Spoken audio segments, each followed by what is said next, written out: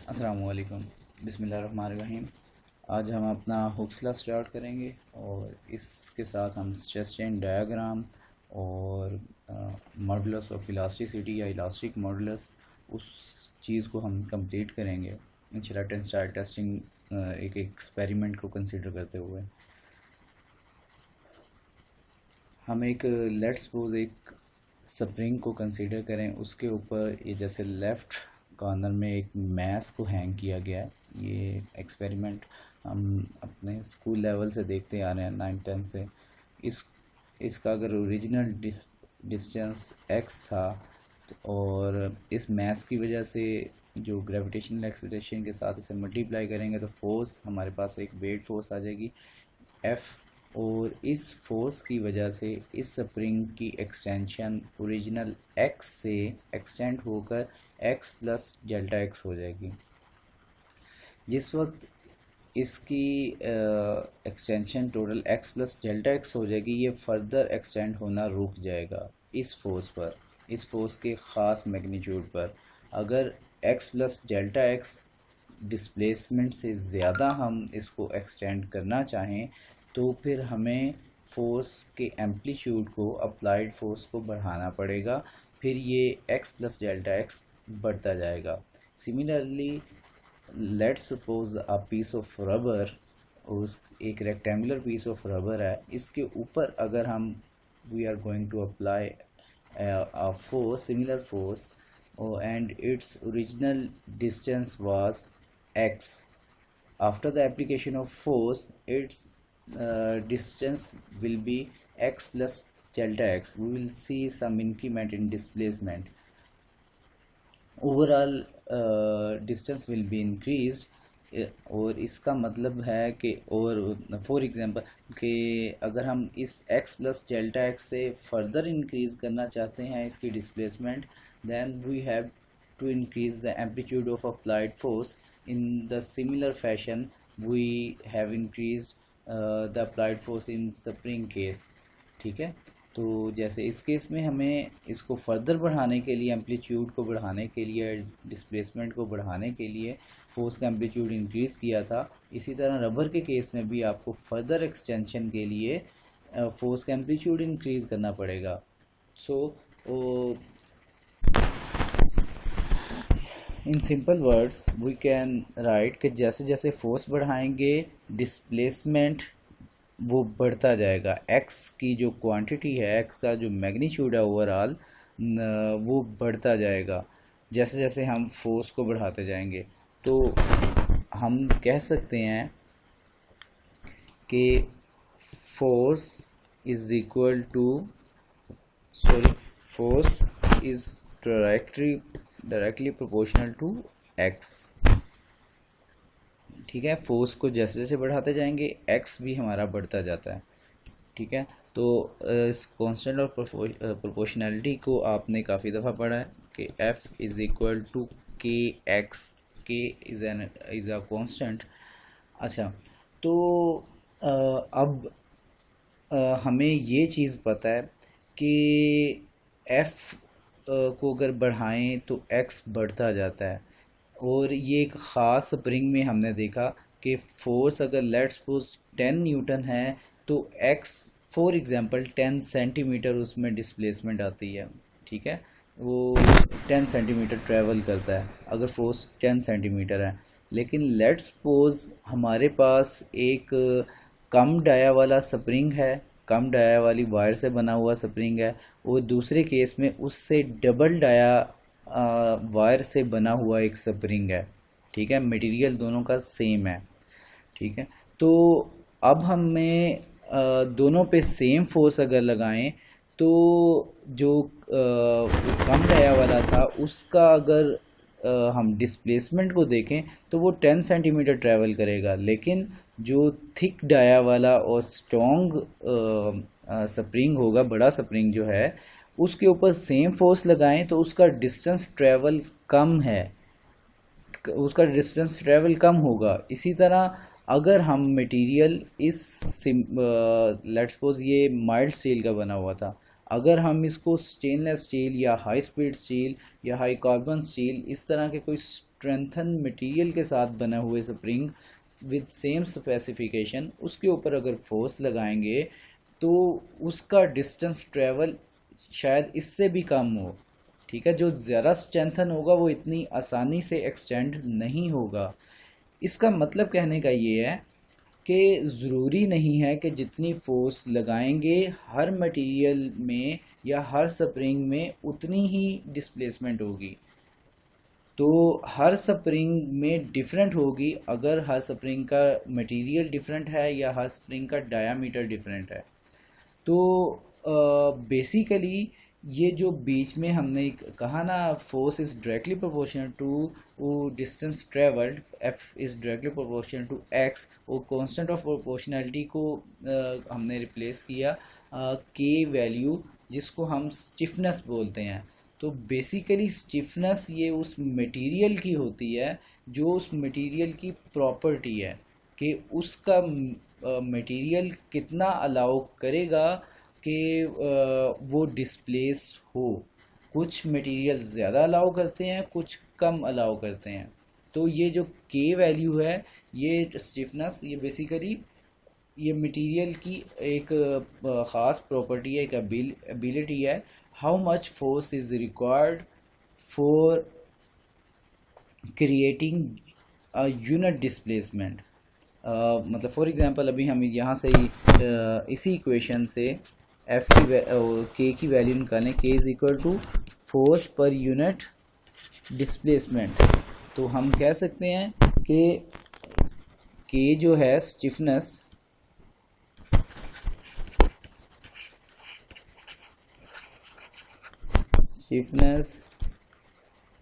ये बेसिकली चीज़ है how much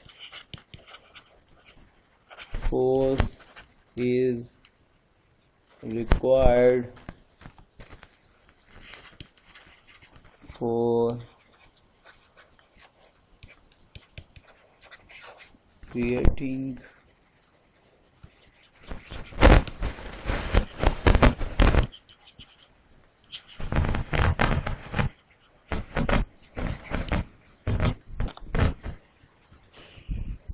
हम इसको कुछ इस तरह भी डिफाइन कर सकते हैं। इसके अलावा हम कह सकते हैं it is rigidity of object.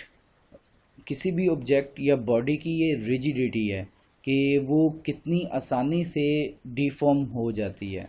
जो ज़्यादा आसानी से डिफॉर्म हो जाएगी उसकी स्टिफनेस कम है। जो रिजिड होगी मतलब थोड़ी रेजिस्टेंस ऑफर करेगी डिफॉर्म होने में, ठीक है, तो वो ज़्यादा स्टिफ होगी। या एक्सटेंट, या इसको इस तरह भी डिफाइन कर सकते हैं, extent to which it resist deformation. ठीक है, ये छोटी सी डेफिनेशंस मुख्तलिफ आपको इंटरनेट से मिल जाएंगी। तो ये बेसिकली हुक्स लॉ है कि force is directly proportional to displacement, और इसके अंदर आने वाला जो कांस्टेंट ऑफ प्रोपोर्शनैलिटी है स्टिफनेस, उसका मतलब ये है बेसिकली कि जैसे जैसे स्टिफनेस ज़्यादा होती जाएगी डिस्प्लेसमेंट वो जो है वो कम शो होगी। ठीक है, तो लेकिन वो मटेरियल ज़्यादा स्टिफ होगा जो थोड़ी सी डिफॉर्मेशन लेने के लिए भी ज़्यादा फोर्स ले, क्योंकि k is equal to F over x. F की वैल्यू अगर ज़्यादा है और एक्स की कम है, डिफॉर्मेशन कम है, तो फिर के की वैल्यू ज़्यादा है। इस चीज़ को ज़रा जहन में रखें कि ज़रूरी नहीं है जो चीज़ मतलब ऐसा हरगिज़ नहीं है कि रबर अगर बहुत ज़्यादा डिफॉर्म हो रहा है तो वो ज़्यादा स्टिफ है। स्टिफ वो चीज़ होती है जो आसानी से डिफॉर्म नहीं होती। इस पे काफ़ी हो गया। अब हम इस चीज़ को रिलेट करते हैं थोड़ा सा अपने उसके साथ, मतलब यही केसेस हैं, और आगे हम बात करते हैं स्ट्रेस और स्ट्रेन के साथ। तो ये हुक्स लॉ को जहन में रखें कि हुक्स लॉ क्या चीज़ था। अब इसी तरह हमने एक मेटल का पीस लिया, ये ब्लू बॉक्स में मेटल का पीस है, इसके अंदर पड़े हुए पार्टिकल्स या एटम्स, एटॉमिक लेवल पे हम गए। कुछ एटम्स आपने इंजीनियरिंग मटेरियल में मेरे ख्याल से पढ़ा है कि एटम्स जो है ना वो एक लाइन में अरेंज हुए होते हैं, डिफरेंट उनकी ओरिएंटेशंस होती हैं। लैटिस स्ट्रक्चर के अंदर आने वाले जो पार्टिकल्स हैं ना वो डिफरेंट मतलब डिफरेंट ओरिएंटेशंस के अंदर अरेंज हुए होते हैं। तो फॉर एग्जांपल हमने अभी जस्ट 3 रोज़ कंसीडर की हैं और हर रो में 3 या 4 एटम्स जो है ना वो कंसीडर किए हैं। तो इन एटम्स की सब की आपस में कोई ना कोई बॉन्डिंग ये मैंने शो की है, ठीक है, ऐसे ही है। तो इस एक मेटल के piece, let's suppose it is mild steel metal, ठीक है, माइल्ड स्टील की है, एमएस मेटल है। इसके ऊपर हमने कोई अप्लाइड फोर्स लगा के टेंसाइल फोर्स लगाई, ठीक है, अप्लाइड फोर्स टेंसाइल डायरेक्शन में, यानी कि we are going to pull it. तो अब ऑब्वियसली ये आपकी रूटीन का एक ऑब्जर्वेशन है कि जब किसी भी मेटल के पीस के ऊपर हम टेंसाइल फोर्स लगाएंगे, then that object is going to be extend if that is a deformable body. तो अगर रिजिड बॉडी नहीं है, डिफॉर्मेबल बॉडी है, तो वो एक्सटेंड होगी कुछ ना कुछ, डिपेंड करता है फोर्स कितनी लगाई गई थी। जैसा कि अभी हमने लास्ट हुक्स लॉ में पढ़ा है कि फोर्स लगाएंगे तो वो एक्सटेंड होगी, force is directly proportional to displacement. तो सबसे पहले डिस्प्लेसमेंट उसमें आएगी। तो हमने ये कंसीडर कर लिया कि हमारे अंदर पड़े हुए जो अरेंज्ड 3 लेयर्स में हमने एटम्स शो किए थे, ये एटम्स आपस में थोड़ा थोड़ा सा दूर हो गए, ठीक है, और ये थोड़ा थोड़ा सा दूर हो गए। तो इन्हीं को मैंने थोड़ा सा शो किया, इनमें से 4 एटम्स को जो कि थोड़ा थोड़ा सा आपस में दूर हो गए हैं, ये नीचे वाली फिगर में, ठीक है। तो अब ये एक एटम के ऊपर, लेट्स सपोज इस एटम के ऊपर जो अप्लाइड फोर्स कोई लग रही है, इस अप्लाइड फोर्स का बेसिकली कोई पार्ट लग रहा है। हम ऐसा नहीं कह सकते कि ये पूरी की पूरी एक एटम के ऊपर फोर्स यही वाली अप्लाइड लग रही थी, इसका कोई पार्ट लग रहा है, F1 एक पार्ट, ठीक है। तो अब ये जो अप्लाइड फोर्स है, तो ये क्योंकि एटम्स को आपस से दूर, इनकी बॉन्डिंग जो जिस न्यूट्रल एनर्जी लेवल डिस्टेंस पर थी इनिशियली, उससे जो है ना ये दूर कर रही है अप्लाइड फोर्स, इन्होंने दूर बल्कि कर दिया है थोड़ा सा। तो जैसे ही ये दूर करना शुरू किया तो एटम्स ने अपने नेबर पार्टिकल्स के ऊपर फोर्स ऑफ अट्रैक्शन लगाना शुरू की थी, ठीक है। ये एक लेट्स सपोज ये नंबर 1 एटम है, नंबर 2, नंबर 3, नंबर 4, ठीक है। नंबर 1 एटम ने नंबर 4 एटम को, जो कि आपस में पहले करीब थे, इन number 1 atom force of attraction ये शो कर रहा है, ठीक है, लगा रहा है, और ये 4 नंबर एटम्स के ऊपर, और इसी तरह 4 नंबर एटम अपने पार्टनर 1 नंबर एटम को वो पुल करने की कोशिश कर रहा है, ठीक है। तो ये फोर्स ऑफ अट्रैक्शन आपस में लगा रहे हैं। इसी तरह एटम 1 वो 2 के साथ भी उसकी बॉन्डिंग है, एटम 3 के साथ भी उसकी बॉन्डिंग है, जो कि इससे ऊपर वाली रो में थे, और एटम नंबर 3 नीचे वाली रो में था। अब क्योंकि ये एटम 1 वो 2 से भी दूर हो रहा है, 4 से भी दूर हो रहा है, और 3 से भी दूर हो रहा है, ठीक है, इन तीनों के ऊपर फोर्स ऑफ अट्रैक्शन लगाएगा एटम 1। इसी तरह एटम 4 भी इन तीनों एटम्स के ऊपर, अपने नेबर जो जितने भी पेयर्स वाले थे उनके ऊपर फोर्स ऑफ अट्रैक्शन, जैसा कि शो की गई है F1 F2 small F1 small F2 and small F3, इससे शो की गई है। तो हम इसी चीज़ को देखें कि इस अप्लाइड फोर्स की वजह से जो इसमें डिस्टेंस चेंज आया था, ठीक है, ओरिजिनल डिस्टेंस लेट्स सपोज वो था लेंथ ये, और बाद में डिस्टेंस जो हमारे पास है वो L प्लस डेल्टा L हो गया, ठीक है, इस फोर्स की वजह से, इस फोर्स की वजह से ये हो गया। और ये सेम सिमिलर इसी तरह जैसे हमने भी इसमें बात की थी कि फोर्स लगाई तो इसमें एक्सटेंशन हुई, extension x plus delta x, rubber में भी इसी तरह x प्लस डेल्टा एक्स को एक्सटेंशन हुई, और हुक्स लॉ भी यही कहता है force is directly proportional to displacement. तो ये चीज़ हमने रिकॉल कर ली। और इसी तरह ये यहाँ पर भी फोर्स जो लगी थी उसने इसमें change l plus delta l या x plus delta x whatever you wanna nominate it, तो कोई भी आप सिंबल यूज़ कर सकते हैं। तो एक्स प्लस डेल्टा एक्स या एल प्लस डेल्टा एल, इसमें लेंथ जो है वो चेंज हो गई। तो हम बेसिकली जो चेंज इन लेंथ है उसको, या जो डिस्प्लेसमेंट का है उसको थोड़ा सा एक और मॉडिफाइड फॉर्म में शो करते हैं एक वर्ड के साथ जिसको हम स्ट्रेन बोलते हैं। कि change in length per unit original length जो है वो वैल्यू क्या है, उसको हम स्ट्रेन का नाम दिया हुआ। यहाँ से हमें अंदाज़ा हो जाता है बेसिकली कि इसमें कितनी चेंज आई है। ठीक है, तो एक टर्म हम स्ट्रेन यूज़ करते हैं इसी चेंज की वजह से। ठीक है, तो इस स्ट्रेन के बाद हमने जो अफेक्ट देखा कि स्ट्रेन के बाद हमारा जो अफेक्ट था, ये जो 4 एटम्स हमने शो किए हैं, एटम 1 2 3 4, ये सारे आपस में एक दूसरे को फोर्स ऑफ अट्रैक्शन लगाने लग पड़े। ठीक है, फोर्स ऑफ अट्रैक्शन ये जो है ना इनके अंदर जनरेट हुई, और हर पार्टिकल अपने पेयर्ड जो पार्टिकल है दूसरा, उसको वापस जाने से रोकने के लिए उसके ऊपर फोर्स ऑफ अट्रैक्शन लगा रहा है। ठीक है, और ये किस चीज़ के बाद हुआ, जब हमने एल प्लस डेल्टा एल इसमें चेंज ले आए। तो जैसे ही एल प्लस डेल्टा एल आया उसके बाद इसमें फोर्स ऑफ अट्रैक्शन अंदर आई, जिसको हमने रेजिस्टिव फोर्स ऑफ अट्रैक्शन का नाम दिया कि ये रेजिस्ट कर रहा है एक्सटर्नल अप्लाइड फोर्स को। ठीक है, एक्सटर्नल अप्लाइड फोर्स की वजह से जो स्ट्रेन हुई है या उसके पार्टिकल्स, नेबर पार्टिकल्स दूर हो गए हैं, उस दूरी को ख़त्म करने के लिए इंटरनल रेजिस्टिव फोर्स बेसिकली अंदर आई, और इसी चीज़ को हम बेसिकली हमने स्ट्रेस का नाम दिया हुआ है। ठीक है, यही रेजिस्टिव फोर्सेस जो अंदर की होती हैं इनको स्ट्रेस बोलते हैं।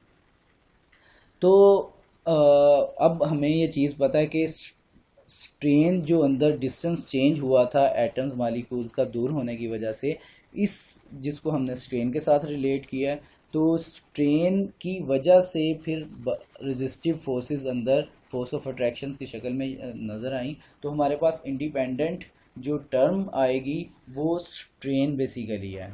ठीक है, स्ट्रेन इंडिपेंडेंट है, और उसके बाद रिएक्शन में उसको काउंटर एक्ट करने के लिए फोर्स ऑफ अट्रैक्शंस एटम्स ने लगाई, तो जिसको हमने स्ट्रेस के साथ रिलेट कर रहे हैं। तो स्ट्रेस बेसिकली डिपेंड कर रही है कि कितना हमने डिफॉर्म किया है। ठीक है, यानी कि कितनी स्ट्रेन पैदा हुई है, तो स्ट्रेस डिपेंड करेगी स्ट्रेन के ऊपर। ठीक है, तो ये चीज़ आपने याद रखनी है कि स्ट्रेस हमेशा स्ट्रेन या डिफॉर्मेशन जो चेंज है ना, जो एटम्स को हमने एक दूसरे से दूर किया है, ठीक है, तो उस पर डिपेंड करती है। माइक्रो लेवल पे जो ट्रेंड है, मैक्रो लेवल के ऊपर भी हमें वही देखने को मिलेगा। ऐसा नहीं है कि मैक्रो लेवल पे कोई ट्रेंड और हो जाएगा। ये मैंने इसी वजह से पूरा एक एलिमेंट, पूरा एक वर्क पीस लिया, उसके अंदर एटम्स बनाए, और फिर हम उसको रिलेट कर रहे हैं ओवरऑल पिक्चर के साथ।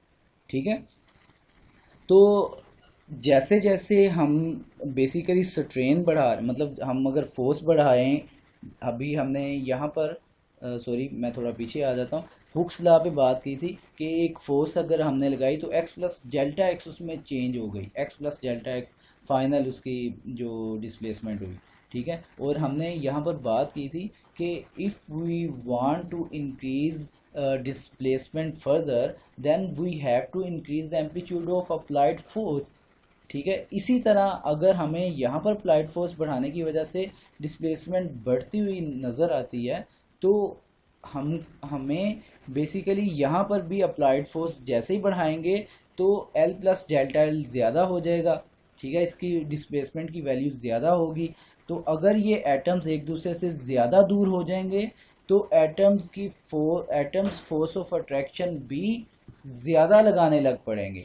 ठीक है, तो बेसिकली हम ये कह सकते हैं कि जैसे जैसे हम एटम्स को ज़्यादा दूर करेंगे, या जैसे जैसे हम एटम्स के अंदर स्ट्रेन ज़्यादा डेवलप करेंगे, ठीक है, change in length per unit original length, तो जैसे जैसे हम इसको ज़्यादा करते जाएंगे वैसे वैसे फोर्स ऑफ अट्रैक्शन की वैल्यू ज़्यादा होती जाएगी, या स्ट्रेस की वैल्यू ज़्यादा होती जाएगी। ठीक है, तो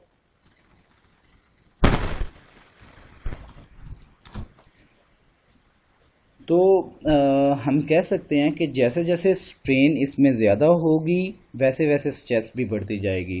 ठीक है, तो ये भी जिस तरह एफ इज़, हमने बात की थी ना कि F is directly proportional to x, ठीक है, डिस्प्लेसमेंट, ये भी चलता है। इसी तरह इसी तरह स्ट्रेस जो है, इसी तरह स्ट्रेस भी डायरेक्टली प्रोपोर्शनल है स्ट्रेन के। ठीक है, तो स्ट्रेस भी बढ़ता रहेगा जैसे जैसे स्ट्रेन बढ़ती रहेगी, लेकिन इसमें एक लिमिट आती है कि force is directly proportional to displacement. ये इलास्टिक लिमिट तक है या प्रोपोर्शनल लिमिट तक है, बेसिकली प्रोपोर्शनल लिमिट तक होती है वैसे। ठीक है, तो ये प्रोपोर्शनल लिमिट तक force is directly proportional to displacement होता है। इसी तरह स्ट्रेस भी प्रोपोर्शनल होता है स्ट्रेन के प्रोपोर्शनल लिमिट तक बेसिकली। मतलब फॉर एग्जांपल आपने थोड़ी सी स्ट्रेन अभी ज़ीरो है यहाँ पर, आपने थोड़ी सी स्ट्रेन की, इतनी सी स्ट्रेन इसमें डेवलप की। ठीक है, तो आपको उसके मुताबिक जो है ना वो स्ट्रेस मिल गई। ठीक है, तो फिर फर्दर आपने उससे डबल थोड़ी सी स्ट्रेन, उससे डबल स्ट्रेन की, तो आपको स्ट्रेस पहले से डबल मिल गई। ठीक है, आपने 3 टाइम्स स्ट्रेन की तो आपको इसी तरह उस इनिशियल के 3 टाइम स्ट्रेस मिल गई। ठीक है, तो जैसे जैसे आप स्ट्रेन बढ़ाते जाएंगे स्ट्रेस भी, अंदर जो रिएक्टिव फोर्सेस हैं एटम्स मॉलिक्यूल्स की, वो भी बढ़ती जाएंगी। ठीक है, लेकिन एक स्टेज ऐसी आएगी कि यहाँ पर अगर फॉर एग्जांपल आप इतनी स्ट्रेन हमने डेवलप की है, तो उसके अंदर पैदा होने वाली स्ट्रेस वो इस उतने ही टाइम लीनियरली बढ़ जाएगी। लेकिन इस एक पॉइंट के बाद, ठीक है, इस एक पॉइंट के बाद जो ग्राफ है वो स्ट्रेट लाइन ही रहेगा। वो हम स्ट्रेन थोड़ी सी ज़्यादा करेंगे ना, ठीक है, स्ट्रेन थोड़ी सी ज़्यादा करेंगे,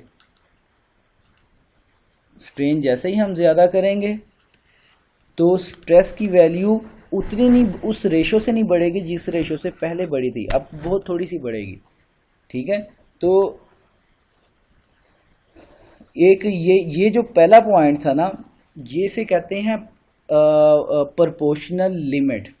वो हद, किसी भी मटेरियल की वो हद जहाँ तक अगर हम फोर्स लगाएं और उस फोर्स की वजह से अंदर स्ट्रेन पैदा हो और स्ट्रेन की वजह से फर्दर उसमें रिएक्टिव फोर्सेस डेवलप हों।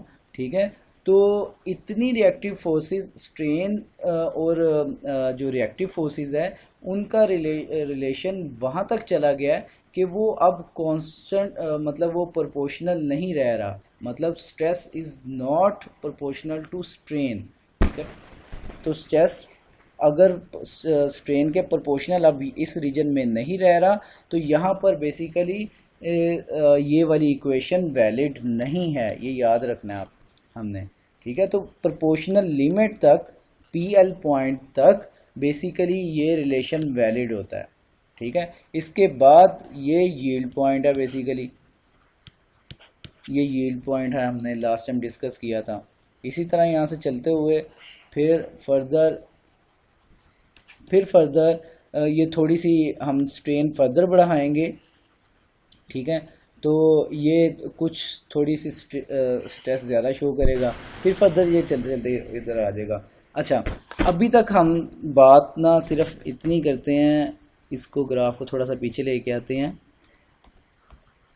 जी, इस पॉइंट तक कि प्रोपोर्शनल लिमिट तक तो ये इक्वेशन वैलिड है। इसके बाद एक थोड़ा सा पॉइंट आएगा जहाँ पर प्रोपोर्शनैलिटी तो सेम नहीं है, लेकिन यहाँ पर भी अगर हम मटेरियल के ऊपर से ये फोर्स रिमूव कर दें, ये अप्लाइड फोर्सेस, तो मटेरियल अपनी ओरिजिनल शक्ल इस वाले में वापस आ जाएगा। रबर हो, स्प्रिंग हो या कोई भी मेटल हो, कोई भी डिफॉर्मेबल चीज़, अगर इस रीजन में भी हम अप्लाइड फोर्स रिमूव कर दें तो ये atoms, molecules, inter molecular forces जो रिएक्टिव फोर्सेस हैं, इनको यूज़ करते हुए हर एटम अपनी ओरिजिनल शक्ल में वापस आ जाएगा। ठीक है, लेकिन इसके बाद बेसिकली क्या होता है, लेट्स सपोज हमने यहाँ तक अपनी अप्लाइड फोर्स नहीं रोकी, अब हम अप्लाइड फोर्स थोड़ी सी और बढ़ाएंगे। ठीक है, लेट्स सपोज हम थोड़ी सी अपनी अप्लाइड फोर्स फिर दोबारा बढ़ाते हैं, तो फिर क्या होगा। अब अब हम देखते हैं,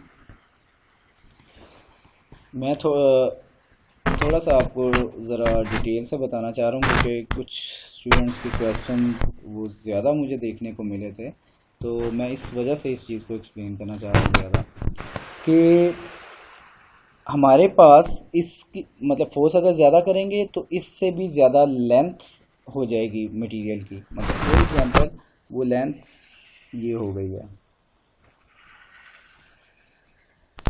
ठीक है, तो अभी हमारे पास जो लेयर्स थी, जो पहले एटम्स थे, वो वाइडली वर्टिकल लेंथ में वो काफ़ी वाइड दूर दूर थे। ठीक है, वर्टिकल लेंथ में काफ़ी दूर दूर थे। ऊपर 4 एटम्स थे, फिर 3, फिर नीचे 4, 8 और 3 11, टोटल 11 एटम्स हमने शो किए हुए हैं, अज्यूम किए हुए हैं कि लेट्स सपोज 11 आइटम्स हैं। ठीक है, और उनकी बॉन्डिंग शो की थी, ये काफ़ी दूर दूर थे। ठीक है, तो फिर उसके बाद ये करीब करीब थोड़े से आ गए, लेकिन अगर हमने अब ज़्यादा फोर्स कर दी है, ठीक है, अब फोर्स ज़्यादा कर दी है, तो क्या होगा, ये जो 3 लेयर्स वाले एटम्स है ना, ये कुछ इस तरह हो जाएंगे।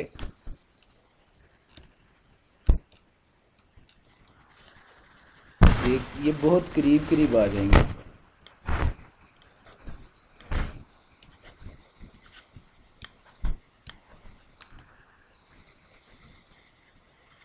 ठीक है, और इनकी बॉन्डिंग जो है काफ़ी हद तक हॉरिजेंटल हो जाएगी। ठीक है, आपस में दूर दूर भी चले जाएंगे, जो नेबर वाले करीब थे वो बहुत दूर दूर हो गए। और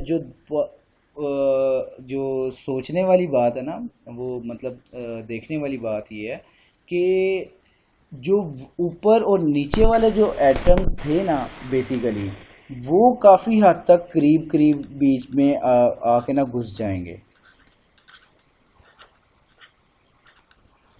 जो ऊपर और नीचे वाले एटम्स थे वो काफ़ी हद तक बीच में आके ना वो घुस जाएंगे। ठीक है, ऊपर नीचे वाले वो 2 एटम्स, मतलब ये जो जैसे है ना, ये 2 एटम्स हैं। ठीक है, तो ये इनको अब अगर हम एक्सटेंड करें, इनको दूर दूर कर दें, तो ये ऊपर और नीचे वाले एटम्स ये भी बीच में आने लग पड़ेंगे। ठीक है, क्योंकि ये एटम को अगर खींचें, इसके ऊपर पुल फोर्स लगाएं, तो इसके साथ ये एटम भी बेसिकली अटैच है। ठीक है, इसके साथ भी बॉन्डिंग में है। इसको दूर करेंगे ये थोड़ा सा नीचे आएगा, इसको भी दूर करेंगे ये और नीचे आएगा। इसी तरह ये भी बीच में आने की कोशिश करेगा, ये भी बीच में आने की कोशिश करेगा। ठीक है, तो ये काफ़ी हद तक थोड़ा थोड़ा सा बीच में आ जाएंगे। तो उसके बाद अगर हम इस फोर्स को, अप्लाइड फोर्स को अगर हम छोड़ेंगे, ठीक है, ये जो अप्लाइड फोर्स थी, अगर हम इसको रिमूव कर देंगे, तो बेसिकली कुछ एटम्स, ये जो हमारे पास नेबर हॉरिजेंटल में एटम्स थे, इनके दरमियान में स्टैग्नेंट हो जाते हैं, कुछ एटम्स बीच में ही ट्रैप हो जाएंगे।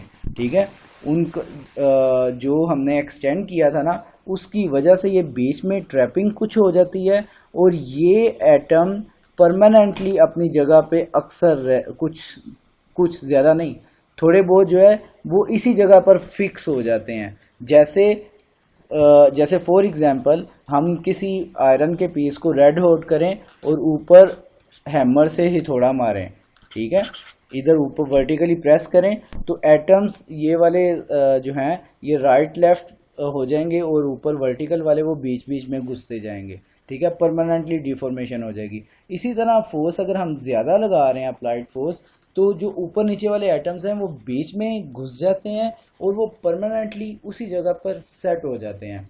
इनकी सेटिंग की वजह से जब हम अप्लाइड फोर्स निकालते हैं, रिमूव सॉरी करते हैं, तो वो कुछ जो वर्टिकल वाली जो एटम्स हैं वो बीच में ट्रैप होने की वजह से वो निकल नहीं पाते। और ओवरऑल जब हम इसको रिमूव करें, तो हमारे पास देखने को कुछ इस तरह मिलता है कि इसको फोर्स को रिमूव करें तो हमारे पास कुछ ये वर्क पीस देखने को मिलता है। ठीक है,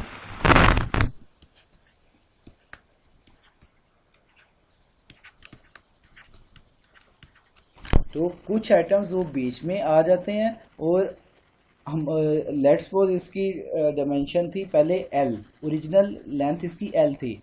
अब फोर्स रिमूव करेंगे तो एटम्स के बीच में आने की वजह से अब ये एल नहीं रहेगा, एल प्लस कोई वेरी स्मॉल डेल्टा एल या डी एल हम इसको कह सकते हैं। ठीक है, तो इसमें कोई परमानेंटली चेंज आ जाएगी अब। ठीक है, तो इसी तरह अगर परमानेंटली चेंज आ जाएगी, अब ये ओरिजिनल शक्ल में वापस नहीं आ सकता। इस पॉइंट तक स्ट्रेस चेन डायग्राम की में हमने जो बात की थी, इस पॉइंट तक ये इक्वेशन जो हमारी है stress is directly proportional to strain, ये वैलिड थी। इसके बाद यील्ड पॉइंट तक भी हमने बात की कि तकरीबन मटेरियल अपनी ओरिजिनल शक्ल में वापस आ जाएगा आफ्टर रिमूविंग अप्लाइड फोर्स। ठीक है, इस ये वापस आ जाएगा, लेकिन जैसे ही ये अगर ये यहाँ पर गया, ठीक है, जैसे ही ये यहाँ पर गया, अब जो है इस जगह से, इस पॉइंट से, ठीक है, इस जगह से मटेरियल के ऊपर से हमने अगर वो अप्लाइड फोर्स छोड़ेंगे तो इसमें थोड़ी बहुत कोई चेंजिंग होगी और ये कुछ इस तरह इसमें चेंजिंग नज़र आएगी हमें। ठीक है, फोर्स रिमूव कर दी तो हमें इतनी स्ट्रेन देखने को मिलेगी परमानेंटली। स्ट्रेस तो ज़ीरो हो जाएगी, फोर्स रिमूव करेंगे ना, अप्लाइड फोर्स रिमूव करेंगे तो एटम्स मॉलिक्यूल्स एक दूसरे पे फोर्स ऑफ अट्रैक्शन जो लगा रहे थे वो ख़त्म हो जाएगी, क्योंकि उसका जो परमानेंटली होता है ना बीच में जो फोर्स अप्लाइड फोर्स की वजह से जो स्ट्रेन थी उसका जो डिस्टेंस चेंज हुआ था उसकी वजह से उन्होंने रिएक्शन शो किया था। लेकिन अब बेसिकली वो अप्लाइड फोर्स ही ख़त्म हो गई तो स्ट्रेस आलमोस्ट ज़ीरो हो जाएगी, या थोड़ी सी उसके अंदर हिस्टेरिसिस वो स्ट्रेसेस एंड ट्रैप हो जाती हैं जो कि परमानेंटली एटम्स उसके ऊपर फोर्स लगाते रहते हैं। ठीक है, वो कुछ प्री वो हिस्टेरिसिस, इसमें स्ट्रेसेस इन चीज़ों को बोलते हैं वैसे। ठीक है, उस तरफ हम अभी नहीं जाते। जो एंट्रैप्ड स्ट्रेसेस होती हैं वो हमेशा फिर मौजूद ही रहती हैं। ठीक है, ये वो भी इन्हीं डिसलोकेशंस की वजह से या इसी ज्योमेट्री के एटम्स की जो ज्योमेट्री है इनके ख़राब होने की वजह से, जो इनकी ओरिएंटेशन हो जाती है उसके ख़राब होने की वजह से स्ट्रेसेस फिर बीच में एंट्रैप हो जाती हैं। ठीक है, तो इन स्ट्रेसेस की परमानेंट जो सेटिंग हो जाती है ना, ये जो एटम्स की परमानेंटली ये जो लोकेशन हो जाती है इसकी वजह से ये अपने ओरिजिनल शक्ल में वापस नहीं आ पाते। ठीक है, अब बेसिकली इस पॉइंट तक जो यील्ड पॉइंट था हमारा, ठीक है, यील्ड पॉइंट और ये प्रोपोर्शनल लिमिट, प्रोपोर्शनल लिमिट के बाद यील्ड पॉइंट, इस पॉइंट तक मटेरियल ऑलमोस्ट वापस आ जाता था। अब प्रोपोर्शनल लिमिट के बाद मटेरियल वापस नहीं आ रहा, तो इस वजह से इस चीज़ को हम कहते हैं कि यील्ड पॉइंट तक हमारे पास जो रीजन आ रहा है इसको हम, इस ब्लू वाले रीजन को हम इलास्टिक रीजन बोलेंगे।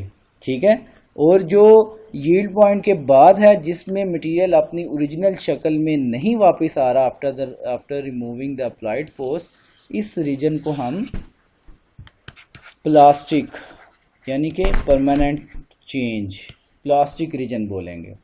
ठीक है, तो इलास्टिक रीजन और प्लास्टिक रीजन का आपको काफ़ी हद तक मेरे ख्याल से आइडिया हो गया होगा कि वो किस वजह से मटेरियल जो है वो अपनी ओरिजिनल शक्ल में वापस नहीं आ पाता। इसके अलावा भी काफ़ी कुछ रीज़न्स हैं, लेकिन अभी आपको बेसिक आइडिया देने के लिए जस्ट वो मैं आपको सिर्फ यही एटम्स की जो ज्योमेट्री या इनकी ओरिएंटेशन है मैं इस पॉइंट ऑफ व्यू से आपको बताना चाह रहा था। बहुत कुछ स्टूडेंट्स ने कंप्लेन किया था कि उन्होंने अपने बेसिक लेवल पे या स्कूल कॉलेजेस वगैरह में ये चीज़ पढ़ी है कि स्ट्रेन बेसिकली स्ट्रेस की वजह से होती है, वो पढ़ते आए हैं। तो ऐसा हरगिज़ भी नहीं है। आपको गूगल पे आगे पीछे वो देखने को इस तरह की चीज़ें मिलेंगी, लेकिन आप किसी भी अथेंटिक बुक में अगर पढ़ें या किसी भी रिसर्च पेपर में पढ़ें तो वो चीज़ क्लियरली आपको मिल जाएगी कि stress is always a dependent property of strain. ठीक है, मतलब फॉर एग्जांपल अभी मैं गूगल वैसे कर रहा था।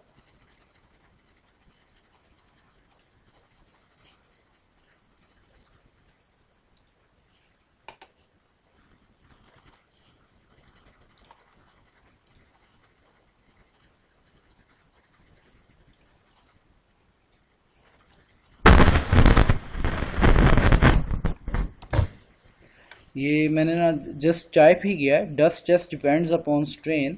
तो यहाँ पे लिखा हुआ है thus internal force is applied to avoid deformation which is called stress, thus stress depends upon strain but strain doesn't depends upon stress. तो इस तरह की ये डिस्कशंस आपको देखने को वैसे मिल भी जाएंगी कि स्ट्रेस ही बेसिकली स्ट्रेन के ऊपर डिपेंड करती है। इसी तरह रिसर्च गेट में वाई स्ट्रेस स्ट्रेन का stress is put on Y axis and strain is put on X axis. ठीक है, बिकॉज स्ट्रेन जो है वो इंडिपेंडेंट है और स्ट्रेस बेसिकली डिपेंडेंट प्रॉपर्टी है। तो इस तरह की डिस्कशंस आपको देखने को कुछ मिलेंगी भी। मैं हरगिज़ भी नहीं कहता कि आप गूगल की गई चीज़ें जो लोगों ने डिस्कस की होती हैं उसके ऊपर रिलाई करें, ये मैं वैसे जनरली आपको बस दिखा रहा हूँ। अदरवाइज़ आपकी बुक्स अथेंटिक होती हैं, आपकी रिसर्च पेपर्स अथेंटिक होते हैं, उनको फॉलो किया करें। ज़्यादातर अक्सर बहुत सारे यूट्यूबर्स बेसिकली इंडिया से बिलोंग करते हैं और वो यंग जो यूट्यूबर्स होते हैं वो उनके जहनों में जो चीज़ बेसिकली होती है वो उसको वेरीफाई किए बगैर भी अक्सर अपलोड कर देते हैं। बहुत सारे अच्छे भी हैं लेकिन बहुत सारे उनको वेरीफाई किए बगैर अपलोड कर देते हैं। तो उन चीज़ों को से थोड़ा सा अवॉइड करना चाहिए कि एक अथेंटिक नॉलेज क्या वो कहाँ से आपको मिल सकता है। आपको एक बुक जो पीपीआर एंड जॉनसन दी गई है, इसी तरह इंजीनियरिंग मटेरियल की बुक एशबे की मेरे ख्याल से आपको रिकमेंड की होगी आपके टीचर्स ने, उसमें आप स्ट्रेस की बेसिक्स और फंडामेंटल्स को देख सकते हैं। वो इंशाल्लाह आपको इसी तरह की मिलेंगी जो मैंने आपको डिस्कशन की है।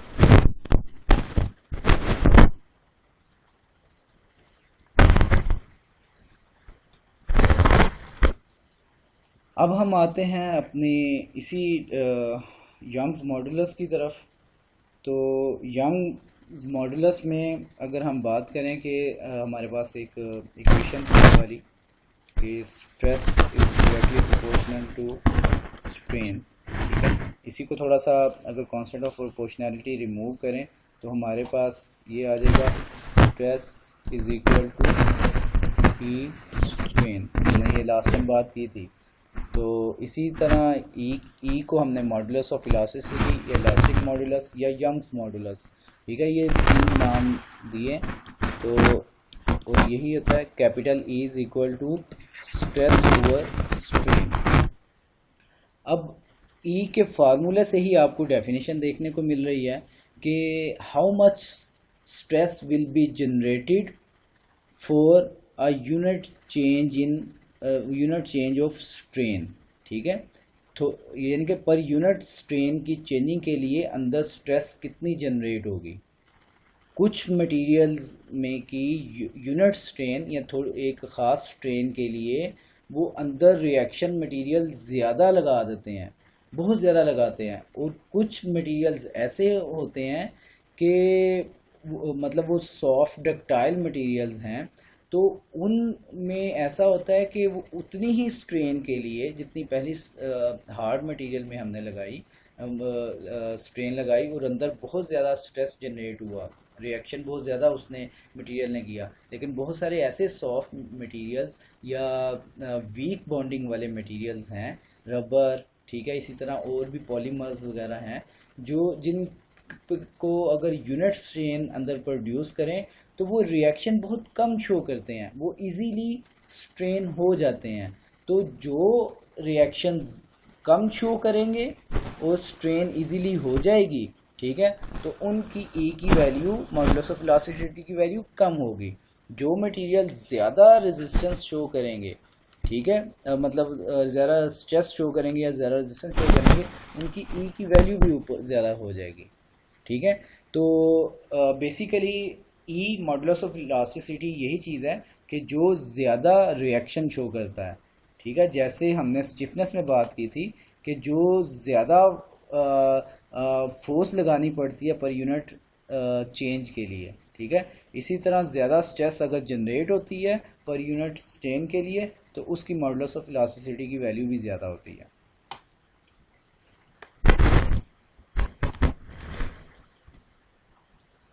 इसी तरह हमारे पास कुछ मटेरियल्स, जैसा कि मैंने अभी बात की है कि अगर उनका स्ट्रेस स्ट्रेन डायग्राम ड्रा की जाए, तो जैसे टाइटेनियम कार्बाइड है। ठीक है, टाइटेनियम कार्बाइड बहुत हार्ड मटेरियल है, बहुत हार्ड मटेरियल है, तो वो इजीली डिफॉर्म नहीं होता, ये याद रखना है। उसमें थोड़ी सी हमने स्ट्रेन पैदा की और उसने इतना ज़्यादा, ये देखें, रिएक्शन शो किया है।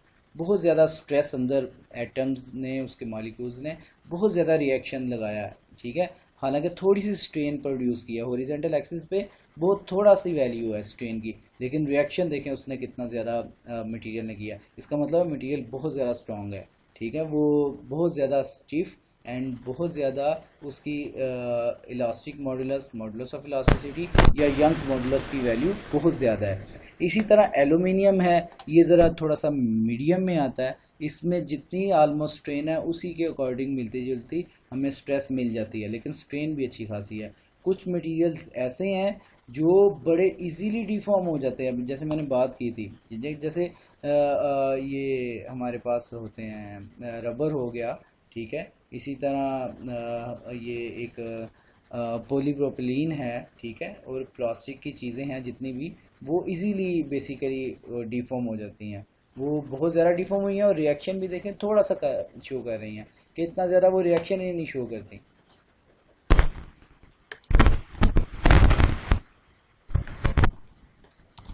तो हमारे पास बेसिकली अभी तक हमने जो किया, ये हुक्स लॉ, ठीक है, हुक्स लॉ को हमने देखा है, और इस स्ट्रेस स्ट्रेन की आपस में डिपेंडेंसी को हमने देखा है, और एक टेंसाइल टेस्टिंग एक्सपेरिमेंट को ज्यूम किया हमने। ठीक है, तो ये जो हमने लास्ट टाइम मैंने आपको एक मशीन दिखाई थी, UTS, universal tensile testing machine, वो कुछ इस तरह की चीज़ होती है कि एक टेस्ट स्पेसिमन होता है, उसके ऊपर हम टेंसाइल फोर्स लगाते हैं बेसिकली। ठीक है, और इसको अलोंगेट करने की कोशिश करते हैं। इसकी अलोंगेशन हमारे पास होती है और इसकी डायमेंशंस क्रॉस सेक्शन एरियाज़ होते हैं। ठीक है, उनको हम आपस में रिलेट करते हुए फिर स्ट्रेसेस की वैल्यूज़ निकाल के वो लिख लेते होते हैं साथ। एक अप्रोक्सीमेशन वाली चीज़ मिस है। ठीक है, एक हमारे पास अप्रोक्सीमेशन वाली चीज़ मिस है। ये देखें, आप थोड़ा सा इसको अगर हम नोट करें, जैसे जैसे ये बढ़ता जा रहा है,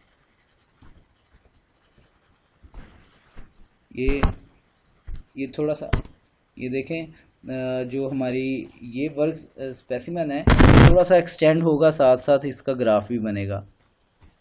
ये थोड़ा एक्सटेंड हो रहा है। ठीक है, और फिर इस पॉइंट पे जाके इसका रप्चर हो गया। और कोई भी मटेरियल टूटने से पहले पहले अपनी मैक्सिमम स्ट्रेंथ भी शो करता होता है। ठीक है, कि ये इसकी मैक्सिमम स्ट्रेंथ है, कि मैक्सिमम जो ज़ोर लगा सकता है मटेरियल या रेजिस्ट कर सकता है, ठीक है, ब्रेकेज होने से पहले पहले, वो ये पॉइंट होता है जिसको हम अल्टीमेट पॉइंट बोलते हैं, या अल्टीमेट स्ट्रेंथ, अल्टीमेट मैक्सिमम चीज़ को शो करने के लिए बोला जाता है। ठीक है, तो अल्टीमेट पॉइंट या मैक्सिमम पॉइंट वो ये यहाँ पे टॉप पर आता है। ठीक है, इससे ज़्यादा स्ट्रेंथ नहीं होती, फिर उसके बाद ये इजीली टूट जाता है। ठीक है, जैसे ये ब्रेकिंग हो गई है।